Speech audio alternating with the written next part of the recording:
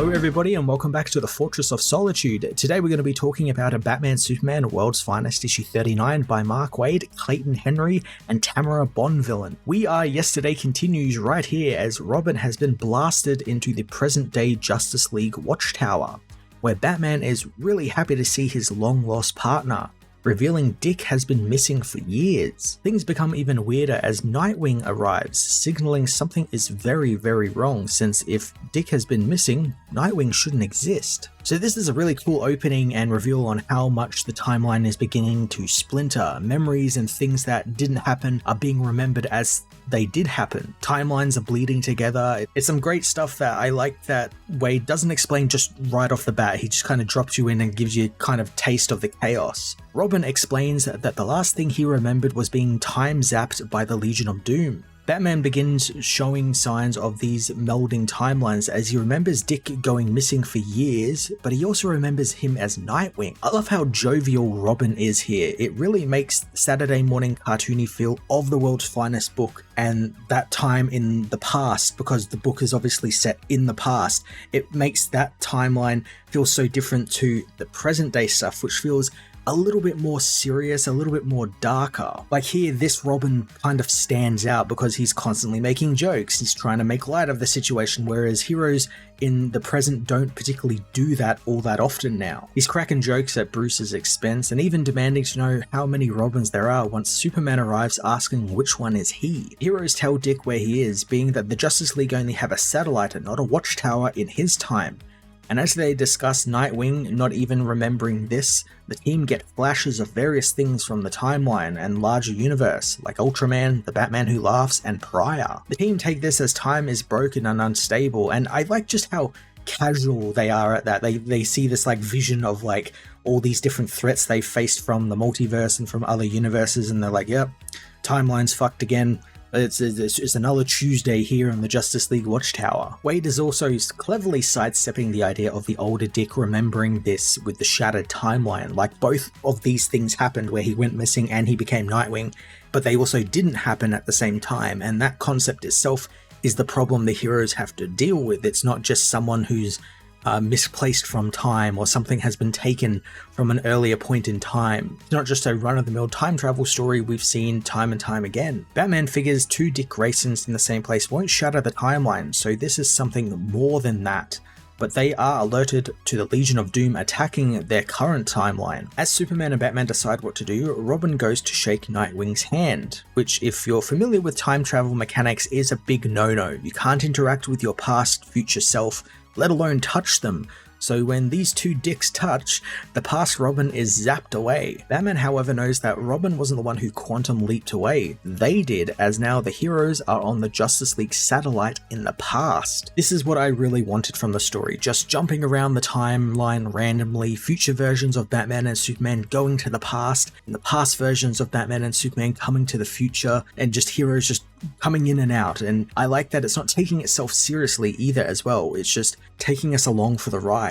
The past, Batman and Superman find themselves in the future, at the Daily Planet rooftop to be specific, where Superman finds not only does Lois have powers now, they are married, she knows his identity, and they have a son. As Superman struggles to process all of this information at once, Batman remembers how the Legion of Doom were the ones who sent Robin through time, and they made Superman and him and the other heroes forget all about it. Kind of funny how like memory holing and like, you know, erased memories coming back is kind of like a big thing at DC at the moment, because obviously this is what's happening here. Batman is seeing all of this and it's making his mind remember it. It's kind of breaking Pythoness's spell a little bit and he's remembering it.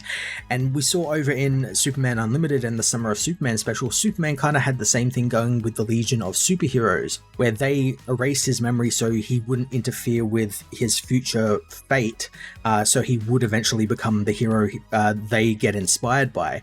And then after that happens, he begins to remember all of that after it's gone past that point where the future is made certain. So I kind of like that all these writers are kind of doing this memory thing now with like heroes remembering things from the past, and I wonder if that's going to play into like the larger aspect story with Darkseid running around and doing all this stuff with the Absolute Universe, because that's definitely what's happening over in the Superman book, and I could definitely see more of that sort of stuff bleed into these books the more we go on, and the more we get closer to that big event with the Absolute Universe crossing over with the mainline DC Universe. Robin snaps Superman out of his daze since the Legion were on the move and they need to find them. Superman uses his telescopic and X-ray vision and finds Sinestro and Scarecrow wreaking havoc in the Superman Museum downtown. One thing I've never been telling myself when reading this is kind of nitpicking consequences of the heroes learning about all of the stuff they shouldn't, like Superman here learning about his family and what becomes of him and Lois. The book has done a good job of explaining that yeah, the timelines are messed up, but it's all going to be straightened out by the end of this. The heroes won't actually remember all of these things because the timeline will have just pulled itself straight. This is already built into the story by Wade using it with Pythoness last issue and having her mind wipe everyone and making them all forget. This is 100% going to happen again in some capacity, be it from Pythoness or some other effect, and Wade has done a really good job with these stories where he plays with all these toys, he breaks them, he breaks things in, canon down, and he adds new things in. But then when he's done, he'll put it all back in the box and have it all be consistent in some way. In the Superman Museum, Sinestro and Scarecrow destroy the displays and infect the people with the fear toxin, following Grodd's orders to lure Superman and his family to them. Superman arrives and attacks the villains, but sees Scarecrow kill Jimmy Olsen. Scarecrow doesn't actually kill Jimmy though, he's only destroying a mannequin of Jimmy, but thanks to the kryptonite-laced fear toxin, Superman becomes susceptible to the poison and begins seeing things. Batman and Robin, however, are ready with breathing masks, the gas not affecting them as they attack Sinestro, who is somewhat insulted that he gets to deal with the ordinary humans, thinking that they are below even a dog, and he decides to make things interesting by using a replica of Persuader's atomic axe to attack the dynamic duo. You can't believe how happy I was to see the atomic axe again. It's a really a nothing weapon, it's a no-name real villain. The Persuader is someone that a lot of people know, but he's someone that I really like. I think he's kind of a simple design. He's got a big axe. He kind of looks a little bit like a poor version of Doctor Doom. Hell, he was even in the Smallville TV show at one point. So I've kind of got a soft spot for Persuader, so seeing him get referenced here in some way is kind of cool. As the past heroes continue their battle in the future, the present-day world's finest, who are in the past, head to the Batcave, since as Superman puts it, he can't just time travel them home. Since the timeline is corrupted, they need something a bit more reliable than the super speed or the speed force. Batman finds the Legion have already raided all of the temporal devices he had on his files in the Batcomputer, so they'll need to find something else. Wade then gives us something I actually kind of had forgot had happened, and something we could have had in this story, and that is Alfred making a return, because obviously in present day storylines, Alfred has been dead for some time, for a couple of years now, much longer than I thought he was.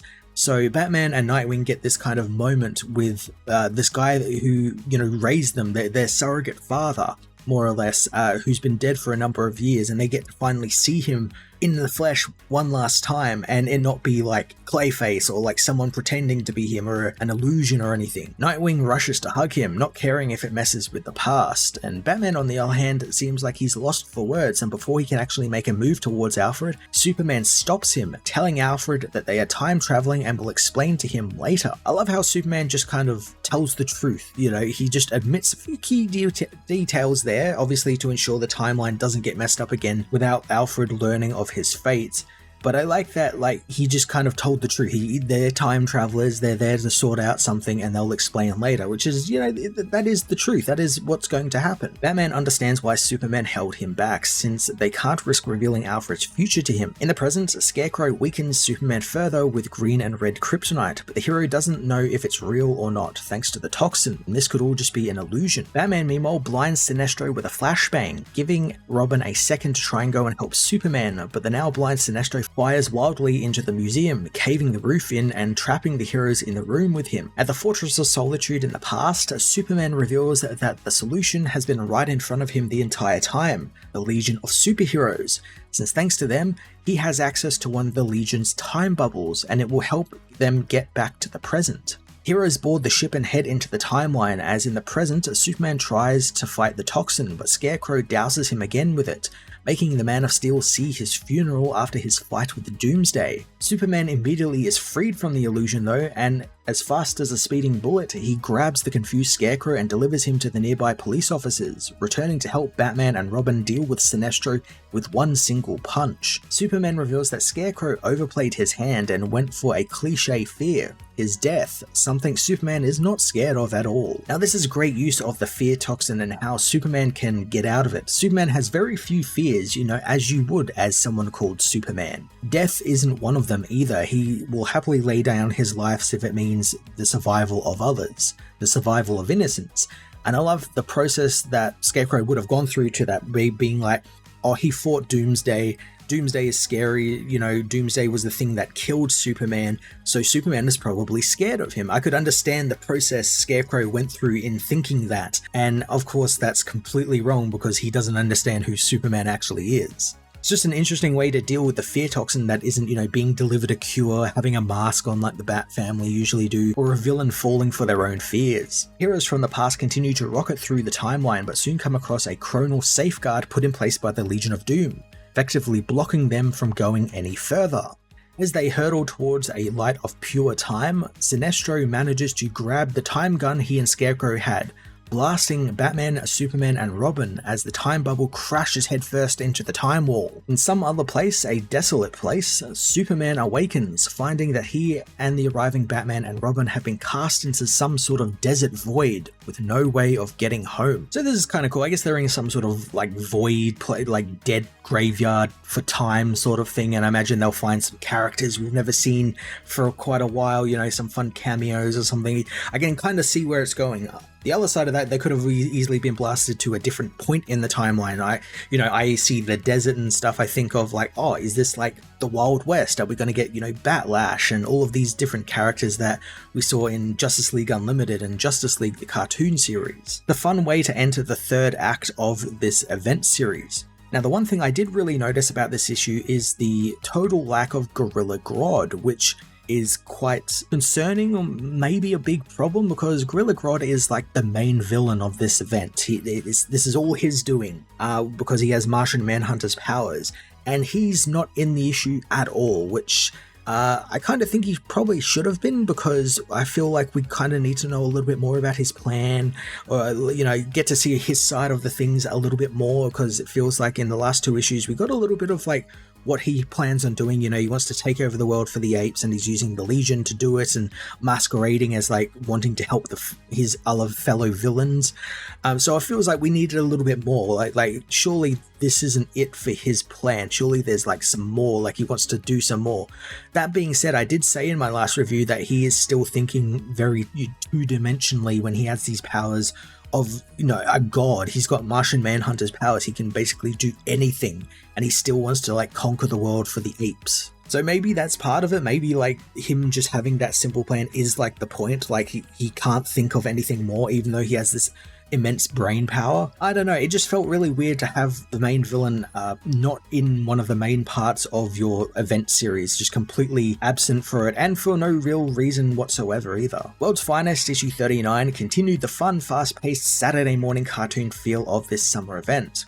I really do like how Wade is playing with the mechanics of the time travel story, throwing heroes back and forth through time, melding timelines together and whatnot, but he never lets it get in the way of some fun World's Finest action, where they're fighting, villains like Sinestro and Scarecrow. Grodd not showing up is a little bit of a problem, since his part of the story feels like it's missing something still, and not appearing in an issue he's the main villain of is a very strange choice, especially because we only have 2 parts of this event left. I'm going to give this issue an 8 out of 10.